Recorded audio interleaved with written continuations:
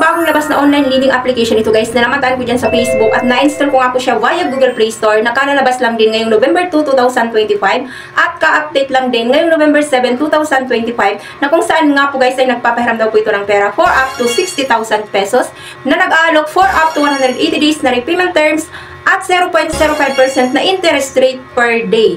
Ito nga daw po guys ay simple and manageable, fast and transparent with no hidden fees. Easy to use at user-friendly application.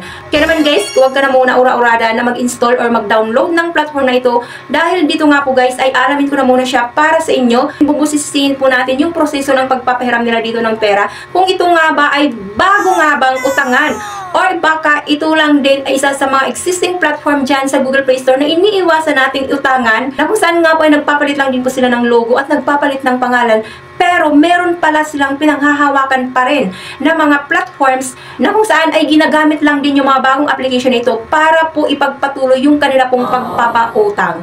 So ito nga po guys yung mga tactics or yung mga strategy na ginagawa ngayon ng mga datihang mga online lending applications para po still mag-alok ng pautang sa mga borrower. Kaya naman guys, huwag kayo agad-agad na mainganyo na mag-install or mag-apply sa ganito pong klase ng mga utangan na naglalabasan ngayon dyan sa social media dahil nga po baka ito rin naman po ay yung mga existing ng mga platform na napagkautangan nyo ng pera dahil nagbago lang din naman kasi sila ng pangalan.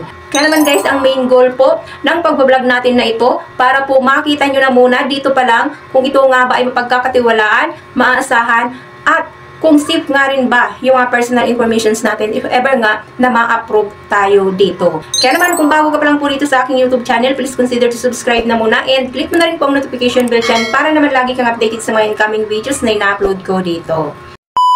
Disclaimer na muna guys, hindi pa ako dito promoter at hindi rin po ako kliyente ng bagong platform na ibabahagi ko sa inyo ngayon. So ano man pong mapapanood nyo dito ay base lang po ito sa personal kong karanasan habang ako ay nag-apply dito. So it's up to you na po guys kung speak at end of this video ay susubukan nyo pa rin applyan. So ito nga po guys, nilitutukoy ko na namatan ko yan sa Facebook at na-install ko nga po siya via Google Play Store. IC Quago Peso Cash Loan App. So under po siya guys ni Delicia Lending Investor and Trading Corporation. And as of now nga po ay meron na rin po itong 4.8 star at meron na rin pong 307 reviews. And nung tinignan ko nga po guys, ito si Delicia Lending Investor and Trading Corporation under Securities and Exchange Commission sa list of registered online lending platform. Ay wala po dun guys, ito si Delicia Lending Investor. So hindi po natin alam kung under processing pa rin po ba yung kanila pong registration or baka naman propaganda lang din po nila na meron po silang logo dito sa kanila pong platform pero hindi naman po talaga sila registered. But anyway guys, dahil nandito na po tayo, so kailangan na nga po natin na reviewin ito para makita na po natin kung ito nga ba ay legit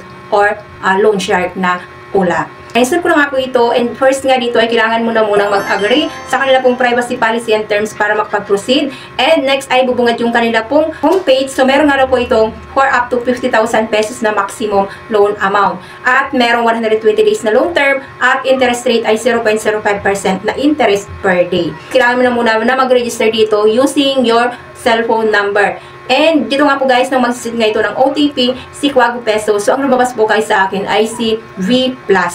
So, ibig pong sabihin, ito po si Quago Peso at si V+ ay sisters company. At isa lang din po guys yung developer nila na si Delicia Lending Investor and Trading Corporation. Una guys, kailangan mo na muna mag-provide ng any recommended ID type such as driver license, PRC ID, SSS ID, passport ID, postal ID, at UMIT ID. TIN number, voters ID, national ID, pag-ibig ID, at health card. Kailangan nyo pong itong i-upload at humingi din po sila dito ng face verification. Second ay basic identity information. So, yung gender, marital status, loan purpose, email address, educational attainment, living address, at count of credit cards. At hingan din po kayo dito guys ng Viber account, backup phone number, and Facebook account. So ito naman po guys na ay optional naman. Third dyan guys ay job information. So occupation, length of employment, company name, office address, detailed office address, company contact number, at payday. Next guys ay urgent contact person. So dito nga po guys, hihingian po kayo ng 5 pong contact references, including po yung name, telephone number, at relationship. Last part dito guys ay account management. So hihingian nga po kayo ng e-wallet or bank transfer. So e-wallet naman ay pwedeng GCash, GrabPay, Lazada PH, Paymaya, at StarPay Corporation. Ang bilis lang din, nandun na po kaagad sa loan confirmation. So wala pong palang pahirap-hirap dito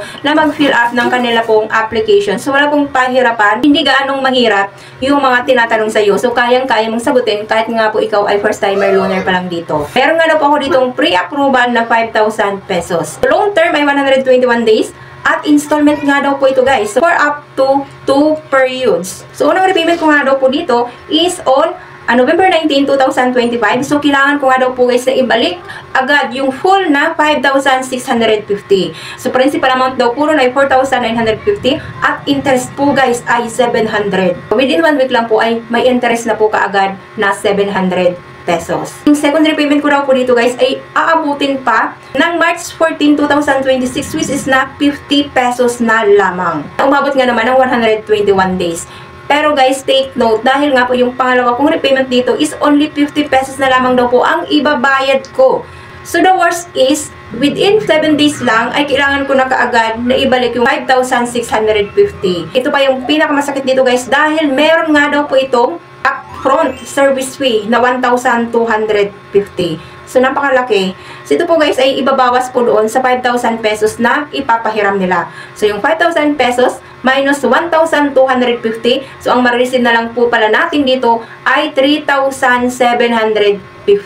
Nakalaki po nun guys na 1,250 na ibabawas nila doon sa 5,000. Ibabalik mo na kaagad yung buong 5,650 nakasama na po yung interest na 700. So, overall po guys, kumita na po kaagad sila within 7 days lang po ng halagang ng 1,950 sa loob lamang ng 7 araw. Kalkulahin nyo, aralin nyo, makakatulong ba talaga sa'yo? Or, baka magkaroon ka lang din po dito ng problema if ever nga na wala ka pang pondo na pangbayad kapag umabot na po yung due date. Binigyan ka nga po niya ng 5,000 na pautang, ang ma-receive mo na lamang po ay 3,750 at ibabalik mo po siya ng within 7 days lang yung halaga pong 5,650.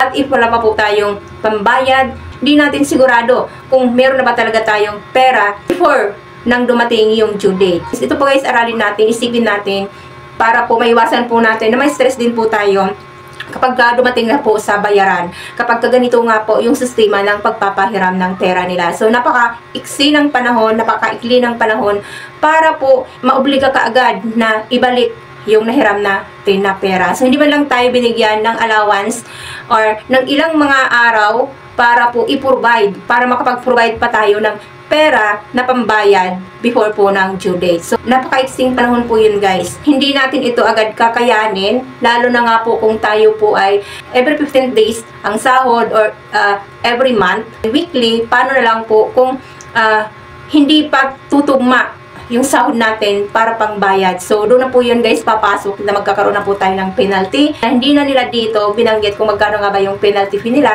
if ever nga po na ma-overdue tayo ng bayad. So, yun po yun yung mahirap po dito. Naging transparent lang sila pagdating doon sa kung magkano yung in-approve nila, magkano yung repayment mo. So, hanggang dun lang po yung pinakita nila. So, hindi natin alam. Baka malaki yung penalty fee nila na malalaman lang natin if ever nga po na ma-overdue po tayo dito ng pagbabayan. Kaya naman guys, dito pa lang po, aralin nyo na po kaagad kung ito nga ba ay makakatulong nga ba talaga sa inyo or hindi. Dahil para po guys sa akin, mas hihilingin ko na hindi ako dito ma-approve dahil nga po hindi ko siya bet para po utangan dahil in as very short period of time ay kailangan ko kagad na ibalik yung pera. Masakit yon para sa akin dahil ang laki din po yung kaltas nila at malaki din po yung interest nila within 7 days lamang na magagamit mo yung nahiram mo na pera sa kanila. Okay, hindi ko pa rin po guys yung confirm para po nga po malaman ko kung ito nga din ba ay legit na nagpapahiram po ba ng pera or kung ako nga ba ay ma-approve hinihiram ko na pera.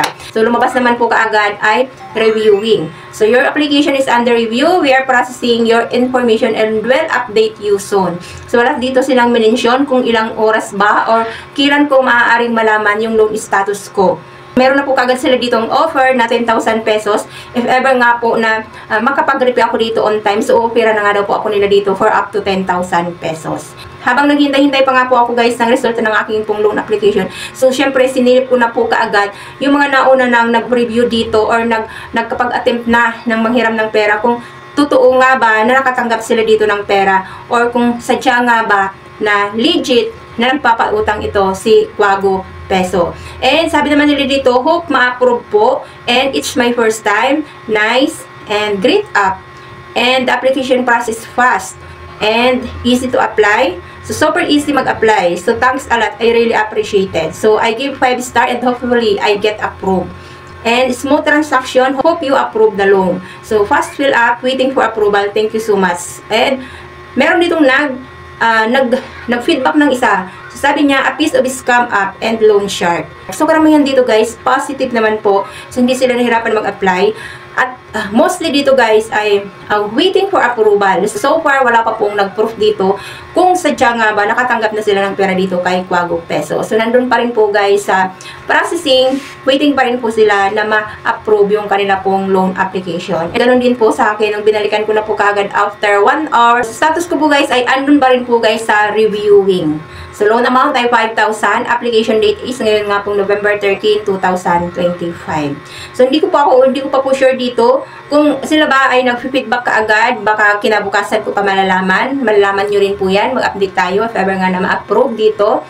Pero if ever nga na hindi nga naman ako ma-approve dito, much better naman po yun.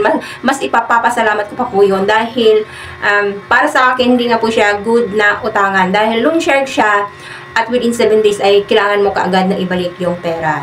So, hindi pa sila instant approval dito. Kailangan pa maghintay ng ilang mga oras pa or baka kinabukasan. Although, hindi na po sila nag-mention kung ilang oras ako maghihintay para malaman yung loan status ko dito.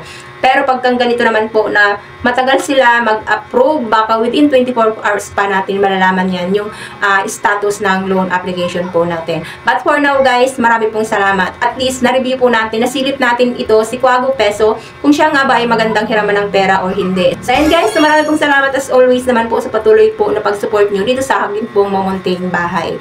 So marami pong salamat. God bless po. Bye-bye.